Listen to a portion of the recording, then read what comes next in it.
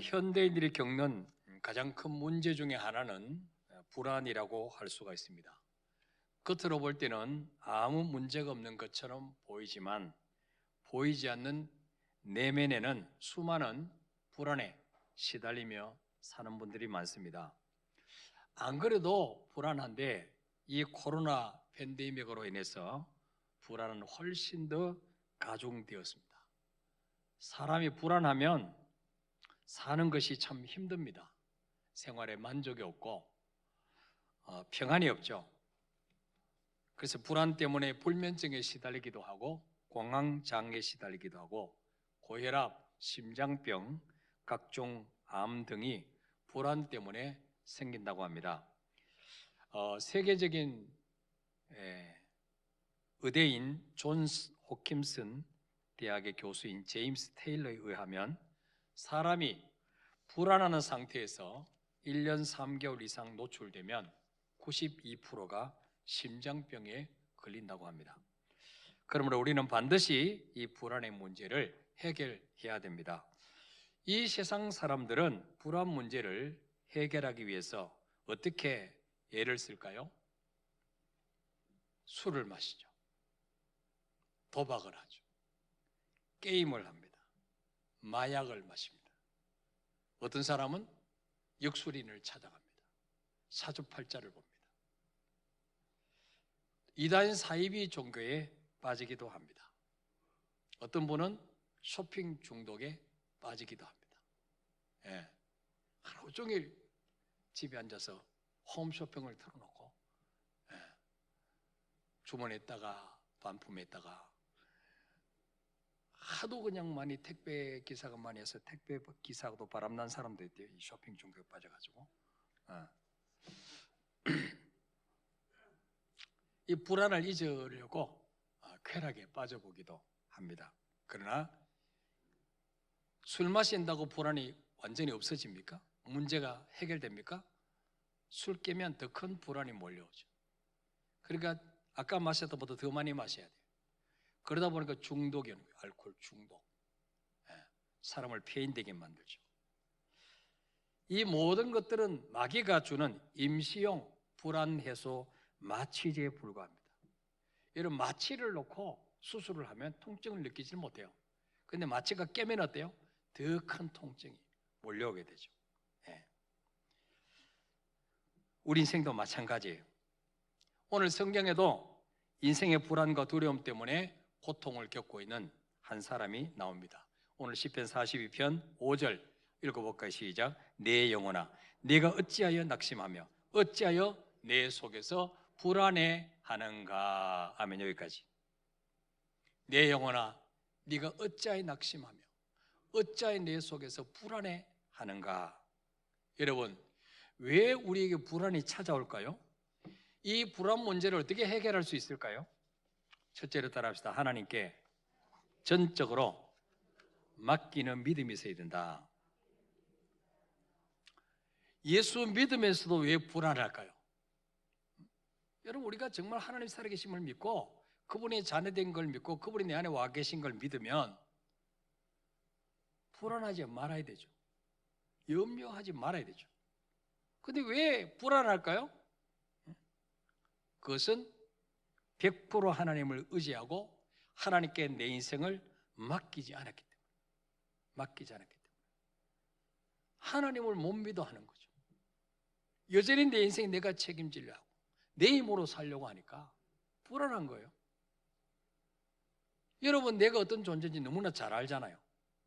바이러스균 하나 못 이기는데 내 힘으로 뭘 할 수 있겠어요?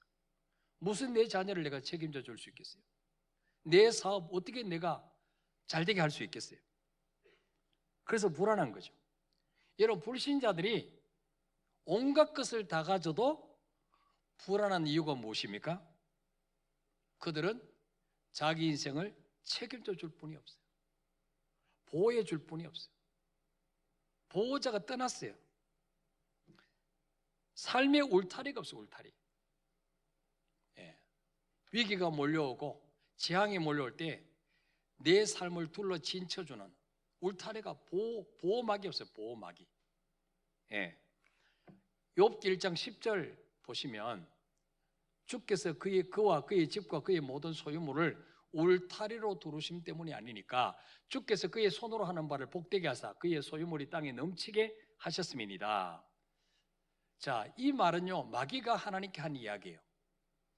욥이 어째서 동방에서 제일 큰 거부가 되느냐? 두 가지 이유가 있어요. 첫째는 뭐예요?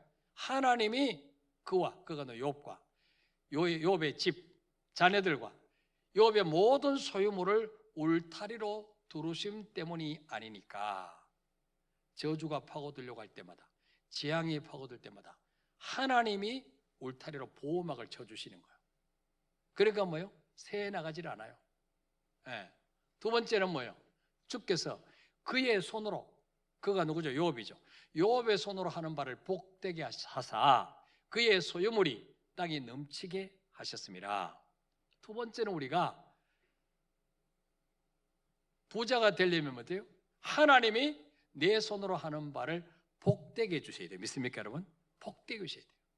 그래서 전문 성경에는 그의 소유물이 땅에 널리게 하셨다. 땅에 널리게. 예. 욥이 어떻게 해서 동방에서 제일 큰 거부가 되느냐? 첫째는 하나님이 그와 그의 자녀, 그의 모든 소유물을 울타리로 다 두르고 계셨어요. 보호하고 계셨어요. 예.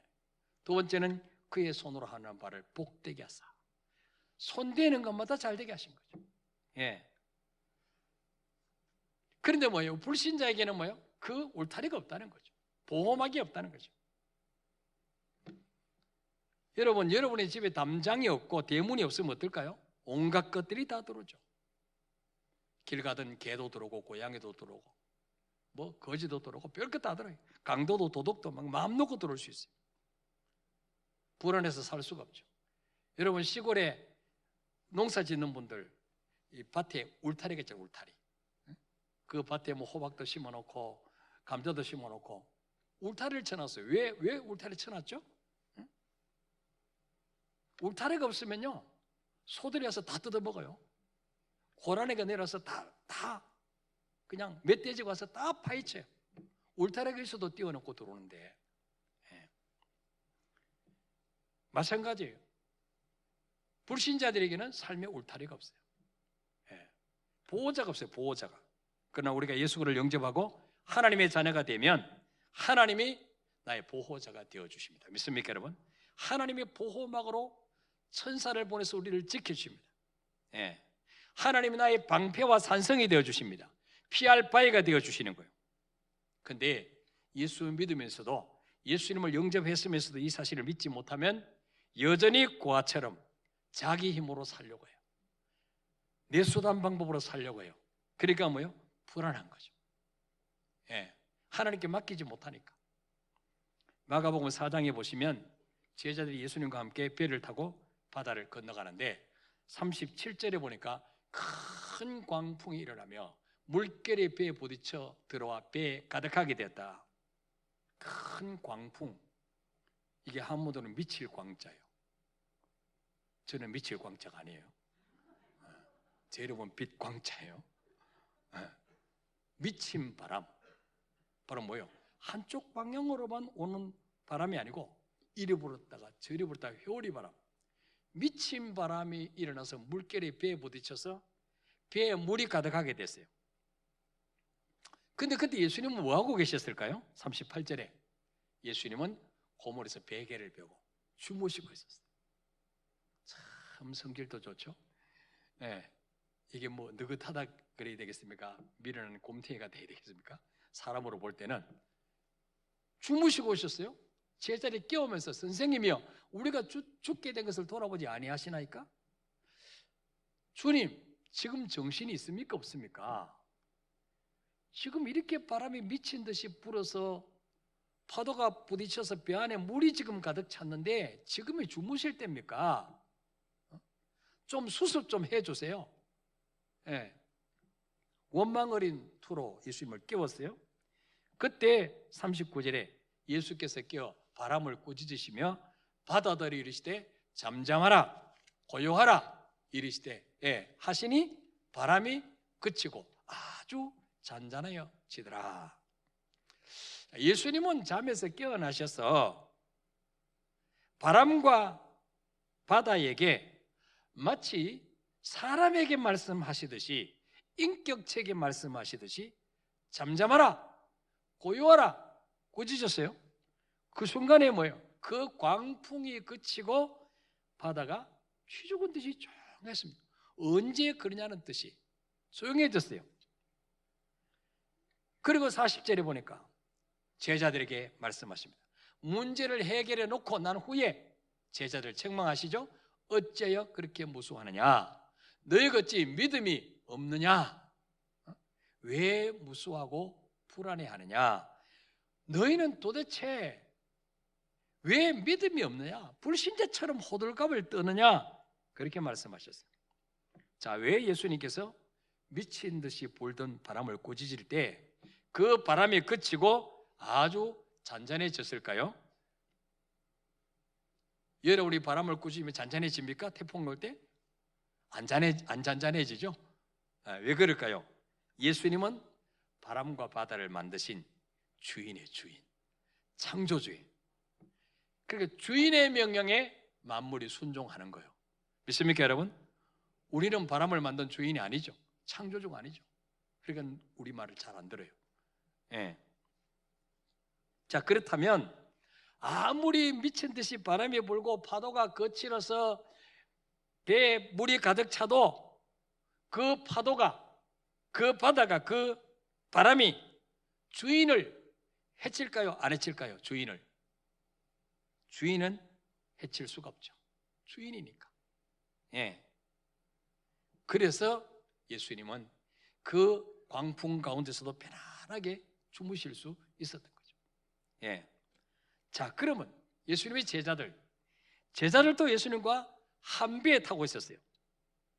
그러면 한 배에 탔는데 그 바람과 배에 물이 들어와서 제자들만 죽이고 예수님은 살려두고 제자들만 죽였을까요? 아니죠. 예. 제자들이 예수님과 한 배에 타고 있기 때문에 절대로 제자들도 죽을 수 없어요. 한 배에 타고 있었기 때문에. 우리 인생 가운데도 때로는 광풍이 불고 배에 물이 들어와서 가득 찰 때가 있습니다. 그러나 내 속에 누가 계십니까? 하늘과 땅의 모든 권세를 가신 예수님이 계십니다. 그러므로 죽도록 내버려 두실까요? 살려주실까요?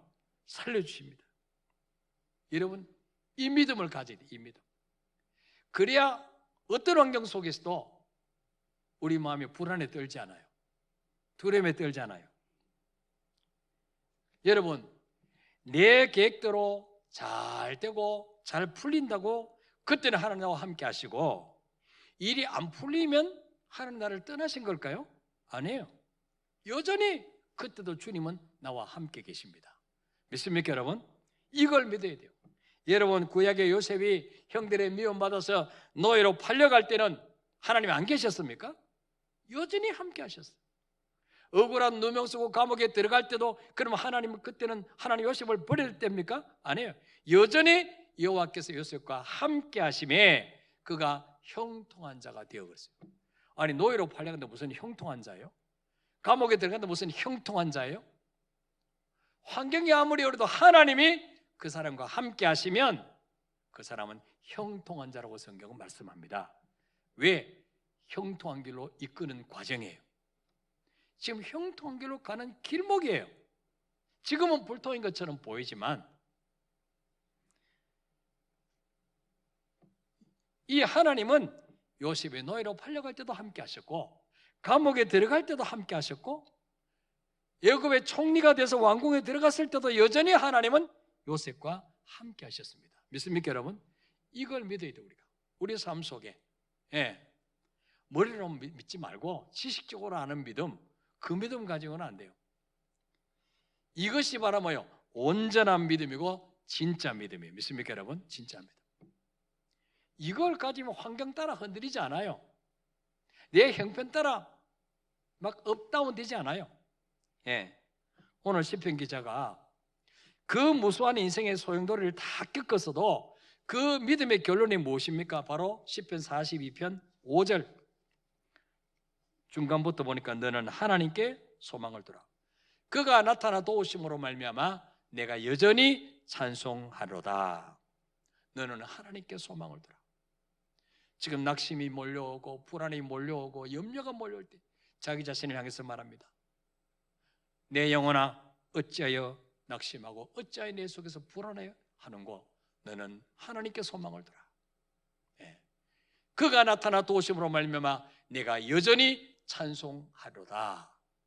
지금 형편은 너무 기가 막히고 너무 낙심되고 눈물밖에 나지 않지만은 결국은 내가 믿는 하나님이 도우심으로 말미암아 결국은 나로 하여금 찬송하게 만드실 거야.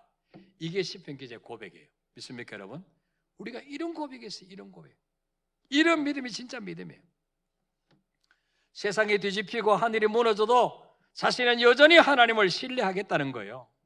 비가 오고 바람이 불고 내가 원치 않는 곳으로 내 인생에 표류하는 것처럼 보여도 하나님은 나를 가장 좋은 길로 인도하고 계신다는 것을 믿고 의지하는 삶, 이 삶을 산다면 불안이 어떻게 우리를 사로잡을 수가 있겠습니까? 어떻게 불안이 나를 넘어뜨릴 수가 있겠습니까? 그래서 여러분, 어차피 우리 인생은 내 힘으로 안 돼요. 또 내 힘으로 사는 것보다 주님께 맡기면 주님이 훨씬 더 내 인생을 더 멋지게 이끌어갈 수 있어요. 믿습니까 여러분? 내 힘으로 살려고 하면 내 수준 이상 올라갈 수가 없어요. 하나님께 맡기면 하나님의 수준만큼 나를 높여주시고 이끌으실 줄 믿으시길 바랍니다. 여러분 자녀도 그래서 하나님께 맡기라는 거예요. 하나님께 맡기면 내가 책임지려고 하면 내가 스트레스 받아. 자녀들도 내가 뭘 할 수 있겠어요? 내 수준 이상 성장시킬 수 없어요. 하나님께 맡기면 하나님의 수준만큼 내 자녀를 책임지실 줄 믿으시기를 바랍니다. 두 번째로 우리 삶 속에서 이 불안에서 해방되려면 어떻게 될까요? 따라합시다. 사람의 말에 귀를 기울이지 말라. 자, 지금 이 시편 기자는 굉장히 어려운 궁지에 놓여 있습니다. 4절에 보면 전에는 다른 사람들을 데리고 성전에 올라가서 기쁨과 감사로 하나님께 예배드렸다고 고백하고 있어요. 그러나 이제는 셋째 줄 끝에 보니까 이제는 어떻습니까? 남을 데리고 성전에 올라가기는커녕 자기 맡은 직분 감당하려고도 성전에 못 올라가는 형편이 있다는 거예요. 아마 고라 후손이니까 뭐 찬양을 담당했든지 제사를 드리는 제사장을 돕는 일을 했든지 어쨌든 성전에서 직분이 있었을 거예요. 지금은 뭐예요? 남을 데리고 가기는커녕 자기 혼자도 성전에 가서 예배드릴 수 없는 그런 처지에 있다는 거죠. 42장 6절에 보니까 대적자에게 쫓겨서 요단강가로 헬몬산으로 미살산으로 숨어 다니면서 과거의 성전에서 은혜 받았던 때를 지금 그리워하고 있어요. 이렇게 되니까 사람들이 뭐라고 조롱합니까? 3절에 보니까 사람들이 종일 내게 하는 말이 네 하나님이 어디 있느냐 하오니 내 눈물이 주야로 내 음식이 되었도다. 사람들이 말이죠, 네가 믿는 하나님 정말 살아계셔? 하나님 살아계시면 왜 너에게 이런 고난을 주셔? 왜 이런 문제를 주셔? 하나님은 안 계시는 거야. 너 전에 한때는 잘 나갔잖아. 근데 지금 네 꼴이 뭐야? 비웃고 조롱한다는 거예요. 여러분, 그래서 이 시편 기자가 얼마나 서럽고 마음이 아프든지 주야로 밤낮으로 눈물이 내 음식이 되었다. 밥 먹으면서도 울고 물 마시면서도 울고 눈물이 내 음식이 됐다는 거죠. 여러분, 우리가 인생을 살아가면서 가장 힘든 상황이 무엇입니까? 주변 사람들의 비난이에요. 주변 사람들의 비난. 안 그래도 힘들어서 죽고 싶은데 내 자신을 비난하면 또 괜찮아요. 근데 뭐요? 하나님을 걸고 오는 거죠. 하나님. 너 뭐 열심히 교회 다니더니 너 왜 그래? 응? 네가 믿는 하나님이 안 계시는가 봐. 야, 하나님이 밥 먹여줘? 응? 교회가 밥 먹여줘? 이렇게 하나님을 모욕하는 하나님. 이 다윗이 골리앗에게는 게임도 안 되는데 어떻게 물맷돌을 가지고 목숨 걸고 나갔습니까? 40일 동안 골리앗이라는 블레셋 사람이 하나님을 모욕하는 거야. 하나님을 비웃고 조롱하는 거예요. 이스라엘의 왕도 있었고 수많은 장군들도 있었지만, 믿음 좋다고 하는 제사장도 있었지만, 그 누구도 하나님의 군대를 모욕하고 하나님을 조롱하는 데 있어서 아무도 대꾸하지 못하고 그냥 쥐죽은 듯이 있습니다. 왜? 너무 덩치가 크니까, 게임이 안 될 것 같으니까. 근데 이 다윗은요, 정규 군대에 들어올 나이도 안 됐어요. 형들 도시락 가지고 심부름 갔다가 그 골리앗이 하나님의 군대를 모욕하는 것을 듣고요, 의분이 끌어올라 가지고 속이 뒤집혔어요. 이 도대체 저 할례도 받지 못한 저 이방인이 감히 우리가 믿는 하나님을 조롱하냐? 내가 목숨 걸고 나가서 기어코 내가 너를 처리하겠다. 그러고 나가잖아요. 여러분이 하나님 같으면 아무도 40일 동안이나 하나님을 조롱하고 모욕했는데도 아무도 나가는 사람 없는데 15살 정도 된 어린 목동이 막대기 하나 들고 돌멩이 주머니에 넣어서 가니까 얼마나 하나님 속이 시원하겠어요. 여러분이 하나님 같으면 다윗을 죽게 하겠어요? 골리앗을 꺾게 하겠어요? 골리앗을 꺾게 하시겠죠. 왜?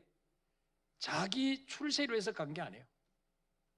골리앗을 꺾으면 세금을 면제해 준다, 공주를 아내로 주겠다, 사울이 상급을 걸었는데 그것 때문에 나간 게 아니에요, 다윗은. 그러니까 하나님이요, 다윗이 하나님 마음을 시원하게 드렸어요. 그래서 하나님은 다윗을 2대 왕으로 스카우트 하신 거죠. 점 찍은 거죠. 예. 여러분은 주변의 사람들이 하나님을 욕하고 교회를 욕하고 목회자를 욕하고 비웃을 때 아무 느낌이 없습니까? 막 의분이 끌어올라야 돼. 기어코 내가 하나님 살아계심을 보여주리라. 그래서 하나님 앞에 기도하고 금식하면서 주님이 만왕의 왕이심을 나를 통해서 보게 해 주옵소서. 그럴 때 하나님 응답 안 하시겠습니까, 여러분? 시편 42편 10절에는 뭐라고 말합니까? 내 뼈를 찌르는 칼같이 내 대적이 나를 비방하여 늘 내게 말하기를 네 하나님이 어디냐 하도다. 네 하나님이 어디냐? 세상 사람들은요, 눈에 보이는 것으로 판단하는 거죠. 그래서 믿는 사람이 잠시 고난을 당하거나 실패하거나 연단을 받을 때 네가 예수 믿어서 잘된 게 뭐가 있어? 예수 믿어봤자 아무 소용이 없어. 이런 이야기를 하는 거예요. 예. 우리가 사람의 말에 귀를 기울이면 늘 불안해요. 모든 것이 끝난 것처럼 보여요. 하나님이 안 계시는 것처럼 보여요. 그러나 우리는 이때 사람의 말이 아니라 하나님의 말에 귀를 기울여야 됩니다. 믿습니까, 여러분? 하나님은 우리에게 뭐라고 말씀하십니까? 히브리서 13장 5절에 돈을 사랑하지 말고 있는 바를 족한 줄 알라. 그가 친히 말씀하시기를 내가 결코 너를 버리지 아니하고 너희를 떠나지 아니하리라 하셨느니라. 하나님은 우리가 낙심되어 있을 때, 실패의 자리에 있을 때, 의기소침해 있을 때 주님 말씀합니다. 내가 너를 결코 버리지 아니하리라. 내가 너를 떠나지 아니하리라. 예. 잠언 24장 16절에 대저 의인은 7번 넘어질지라도 다시 일어나리라. 악인은 재앙으로 말미암아 엎드려지느니라. 여러분, 의인은 누굽니까? 예수 피로 의롭다함을 얻은 자들이에요. 죄가 하나도 없는 사람이 아니에요. 우리는요, 하나님의 자녀는요, 7번 넘어져도 다시 일어납니다. 믿습니까, 여러분? 왜? 내 안에 주님이 계시기 때문에 절대로 망하도록 버려두지 않습니다. 예. 예수 믿는 사람도 실패할 수 있어요. 고난을 당할 수도 있어요. 그러나 그때 기도하고 믿음으로 반응하면 반드시 화가 복으로 바뀌게 될 줄 믿으시기를 바랍니다. 그러나 악인은 어떻습니까? 악인은요, 뭐 사기치고 도둑이 이 사람은 악인이 아니고 하나님 없이 사는 사람들을 성경에 악인이라고 해요. 그 마음속에 하나님이 계시지 않는 사람, 내 힘으로 내 방법으로 사는 사람, 하나님 향해서 삿대질하고 하나님이 어디서 조롱하는 사람, 이런 사람 어때요? 재앙으로 말미암아 엎드러지니라. 불신자들은 한 번 넘어지면요 일어나질 못해요. 일으켜 줄 분이 없어요. 그래서 어떻게 합니까? 자기 의지하던 거, 자기가 쓸 수 있는 패를 다 썼는데 안 되면 스스로 목숨을 끊는 거죠. 소망이 없으니까.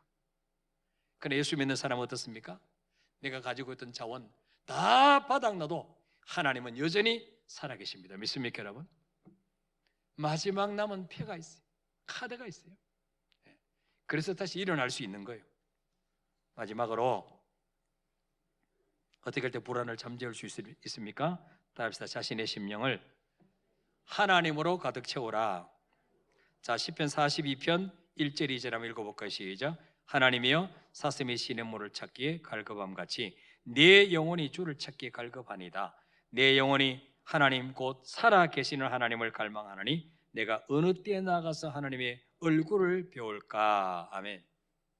자, 시편 기자는 지금 자기를 무엇이 비유했어요? 사슴에 비유. 사슴. 여러분, 사슴은요 겁이 많은 동물이에요. 사슴은요 연약한 존재예요. 공격 무기가 없어요. 뭐 키는 멀대같이 크고 다리는 긴데 사자에게 물려 죽어요. 예. 그래서 뭐요? 이 예민합니다. 예민해. 이 맹수가 가까이 다가오면 화삭 도망갑니다. 예. 그래서 하나님이 이 사슴에게 공격 무기는 없지만 잘 도망갈 수 있도록 긴 다리를 주셨어요. 사슴은 주로 높은 산등성이를 타고 오르는 것을 굉장히 좋아합니다. 자, 그런데 시냇물은 어디에 있어요? 산 꼭대기에 시냇물이 있습니까? 한라산에만 있죠. 백록담. 예. 저 백두산에만 천지 못 꼭대기에 있어요. 보통 시냇물은요 저 밑에 있습니다. 계곡에 있습니다. 계곡에. 예. 그렇기 때문에 사슴은 위로 오르면서도 항상 저 밑에 있는 시냇물을 생각하고 있다는 거죠. 예. 여기 시냇물이란 말은 그냥 냇물을 말하는 것이 아니라 마르지 않는 물, 계속해서 흐르는 물을 가리키고 있어요. 예. 마르지 않는 물, 절대로 마르지 않는 물. 그래서 1절에 보니까 하나님이여 사슴이 시냇물을 찾기에 갈급함같이 내 영혼이 주를 찾기에 갈급하나이다. 예. 내 영혼이 주를 찾기에 갈급하나이다. 왜? 주님은 시냇물이고 자기는 목마른 사슴이기 때문에. 맹수에 쫓겨서 도망다니던 사슴에게 시냇물은 생명과 같은 존재예요. 시냇물을 찾으면 살고 못 찾으면 죽는 거예요. 그러니까 이 갈망이 얼마나, 시냇물에 대한 갈망이 얼마나 강렬했겠어요? 그래서 하나님이여 사슴이 시냇물을 찾기 갈급함같이, 이 갈급함같이, 이 히브리어, 구약은 히브리어로 쓰는데 원어가 바로 뭐냐면 타로고요. 타로. 이것은 뭐예요? 부르짖다, 헐떡이다 그런 거죠. 사슴이 시냇물을 찾기에 헐떡거리면서 짐승에 쫓겨서 지금 숨이 넘어갈 것 같은데 시냇물을 찾아서 저 꼭대기에서 밑에까지 헐떡거리면서 내려왔어요. 예. 사슴이 시냇물을 찾기 헐떡이듯이 우리도 하나님을 뭐요? 이렇게 헐떡헐떡하면서 하나님을 갈망하면 어떻게 될까요? 머리끝부터 발끝까지 온통 하나님으로 가득 채워지게 될 거예요. 그렇게 되면 불안에 스며들 수 있을까요? 없을까요? 절대로 불안할 수가 없어요.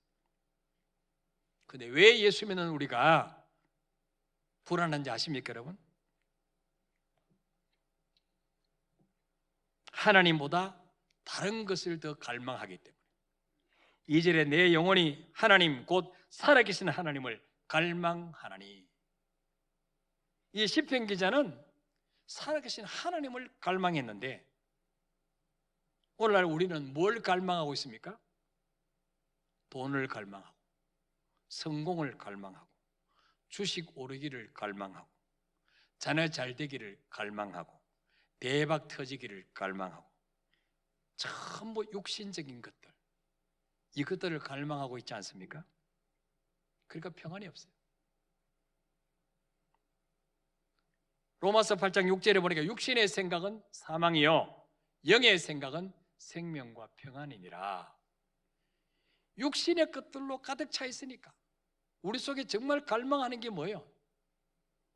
불신자 다를 바가 없지 않습니까? 예수 믿다고 하면서도, 천국이 있다고 하면서도 여전히 어떻게 하면 좀 더 잘 먹고 잘 살까? 이걸 갈망하고 있어요. 그러니까 불안해요. 평안이 없어요. 마태복음 6장에 보면 너희 하늘에 계신 아버지께서 너에게 있어야 할 것을 아시느라. 하나님 우리에게 뭐가 필요해 다 아십니다. 있어야 될 것 다 아십니다. 그런데 왜 안 주시나요? 왜 못 주시나요? 능력이 모자라서가 아니에요. 아직 믿음의 그릇이 준비되지 않았기 때문에, 삶의 우선순위가 안 됐기 때문에 주실 수가 없어요. 여러분 자녀들에게 용돈 10,000원씩 줘보세요. 그 자녀들이 그 용돈을 아껴서 꼭 필요한 데 쓰고, 그거 모아놨다가 엄마 생일 때 핀이라도 사주고, 아빠 생일 때 넥타이는 못 사주죠. 넥타이 핀이라도 사주고. 그러면은 이 부모님들이요, 이놈이 돈을 관리할 줄 아네, 막 함부로 안 쓰네, 그 용돈을 올려줄 거예요. 어떤 애 용돈 주면 그거 가지고 뭐요? 게임방에 가가지고 하루 종일 학교도 안 가고 이것만 하고 있어요. 그러면 더 줄 수 있어요? 없어요? 줄 수 없어요. 주면 망하는데, 잘못되는데. 하나님과 우리 관계도 이런 것 같아요. 물질이 주신 분을 누군지 알고 주님이 기뻐하시 대로 쓰면은 왜 안 주시겠어요? 더 넘치게 주시죠. 우리가 무엇을 바라고 구하느냐, 여기에 따라서 평안과 불안이 결정되는 거예요. 하나님을 갈망하고, 하나님 만나는 예배를 갈망하고, 말씀을 사모하고, 은혜 받기를 목말라 하면 그게 무슨 불안이 들어오겠어요? 무슨 염려가 들어오겠어요? 온통 주님 주시는 평안으로 가득 차죠. 주님 십자가를 앞에 놓고 요한복음 14장에 보면 내가 내게 평안을 주노니 내가 주는 평안은 세상이 주는 것 같지 아니하니라. 주님은 십자가를 앞에 놓고도 마음이 평안했어요. 처참하게 죽는데 지금 몇 시간 오면. 왜 그럴까요? 십자가 죽음으로 끝나는 게 아니라 다시 부활한다. 하나님을 믿었기 때문에. 하나님. 마지막으로 또 한 가지 우리 삶 속에 불안, 낙심이 몰려올 때 어떻게 될까요? 믿음으로 선포해야 돼요. 믿음으로 선포해서 자신을 다독거려야 돼요. 오늘 시편 42편 5절에 보니까 이 시편 기자도 자기 자신을 향해서 말합니다. 내 영혼아, 네가 어찌하여 낙심하며 어찌하여 내 속에서 불안해하는가? 너는 하나님께 소망을 두라. 그가 나타나 도우심으로 말미암아 내가 여전히 찬송하려다. 이 시편 기자는 자기 자신의 영혼을 향해서 내 영혼아, 하나님 돌아가셨냐? 너 불신자야? 하나님 지금도 두 눈 시퍼렇게 뜨고 살아계시는데 어찌하여 낙심하며 어찌하여 내 속에서 불안해하는가? 불안해하지 말고 하나님께 소망을 두고 하나님을 바라봐. 그럼 반드시 하나님이 이 상황을 역전시켜서 찬송하게 만드실 거야. 자기에게 이 자신을 선포했다는 거죠. 자기 자신에게. 심리학에서는 셀프 토크라는 말이 있어요. 자기 자신에게 말해요. 자기 자신에게. 여러분도 불안이 몰려오고 염려가 몰려오고 낙심이 몰려올 때 자신에게 말하시기 바랍니다. 야, 너 왜 그렇게 염려해? 너 왜 그렇게 낙심해? 하나님 두 눈 시퍼렇게 뜨고 살아계시는데 여전히 하나님 나와 함께 하셔. 나는 망할 수 없는 신분으로 바뀌었어. 나는 사방으로 우겨쌈을 당해서 쌓이지 아니하고 답답한 일을 당해도 낙심하지 않고 거꾸로 트림을 당하여도 망하지 않는 신분으로 바뀌어졌어. 하나님 반드시 너를 회복시켜 주실 거야. 스스로에게 선포하시길 바랍니다. 그러면 불안이 떠나가는 거죠. 이사야 43장 1절에 보니까 하나님이 뭐라고 말씀했습니까? 너는 두려워하지 말라. 내가 너를 구속하였고 내가 너를 지명하여 불렀나니 너는 누구 것이라? 내 것이라. 내가 누구예요? 하나님이에요. 여러분 어린아이들 장난감 가지고 노는데 그거 뺐으면 막 웁니다. 왜 지 거라고? 지 거 뺐었다고. 어린아이도 장난감 그거 몇 번 하지도 않은데 안 뺏기려고 막 울어요. 하물며 하나님이 독생자 예수 그리스도의 피로 바꾸신 하나님의 소유, 하나님의 자녀를 마귀에게 뺏기겠습니까? 세상에게 뺏기겠습니까? 그래서 뭐 두려워하지 말라는 거예요. 내가 너를 구원하였고 내가 너를 지명하여 부르면 도매금으로 부른 게 아니고 단체로 부른 게 아니고 한 사람 한 사람 너 아무개, 너 아무개, 너 내 거야 부르셨다는 거예요. 믿습니까 여러분? 이거 믿으셔야 돼요. 그래서 2절에 네가 물 가운데로 지날 때 내가 너와 함께 할 것이라. 강을 건널 때 물이 너를 침몰치 못할 것이며 네가 불 가운데로 지날 때 타지도 아니할 것이요 불꽃이 너를 사르지도 못하리니. 여러분 예수 믿어도 이 땅을 살아가는 동안에 강물을 그 범람하는 홍수가 나서 물이 넘치는 그 강물을 지나야 될 때도 있어요. 또 이 불같은 시련을 만날 때도 있어요. 그러나 절대로 그 강물이 너를 침몰치 못하도록 불꽃이 너를 사르지 못하도록 내가 너를 붙들어 주마. 약속이 있습니다. 약속. 천지가 없어지기 전에는 하나님 말씀 1.1도 변하지고 반드시 이루어지는 약속의 말씀을 붙잡으시고 불안해서 해방되시기를 주의 이름으로 축복합니다. 우리 너는 내 아들이라 찬양하고 기도하겠습니다.